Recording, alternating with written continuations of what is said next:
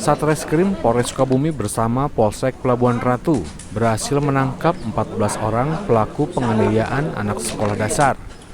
Ke-14 remaja tersebut masih duduk di bangku sekolah menengah pertama di Pelabuhan Ratu Sukabumi. Dari 14 orang, 3 orang ditetapkan menjadi tersangka karena memiliki peran masing-masing. Anak berhadapan dengan hukum atau ABH 1 sebagai eksekutor, ABH 2 sebagai penyedia alat senjata tajam, dan ABH 3 yang membonceng pelaku penganiayaan. Seluruh anak yang masih berstatus pelajar harus menjalani pemeriksaan intensif unit PPA dan penyidik Satreskrim Polres Sukabumi. Dari hasil keterangan pelaku yang diamankan, mereka melakukan konvoi usai menghadiri acara di pantai Pelabuhan Ratu.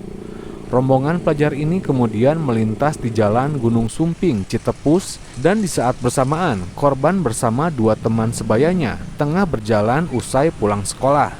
Pelaku yang mengaku sedang mencari lawan ini melakukan pembacokan kepada korban RM dan terkena di bagian leher hingga meninggal dunia saat perjalanan ke rumah sakit.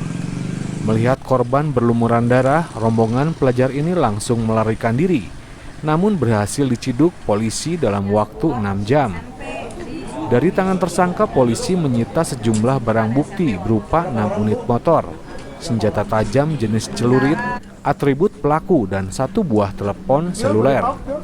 Bahwa dari 14 orang tersebut, ada 3 anak berhadapan dengan hukum. Dengan peran masing-masing adalah ABH 1 atau anak berhadapan dengan hukum 1 adalah eksekutor, ABH 2 selaku pembonceng dari eksekutor, dan ABH 3 adalah selaku yang menyediakan alat. Dari pendalaman, setelah melakukan, ABH 1 bersama ABH 2 sempat melarikan diri, dan para kawan-kawannya yang lain juga melarikan diri berpencar bersembunyi di antara perkebunan karet.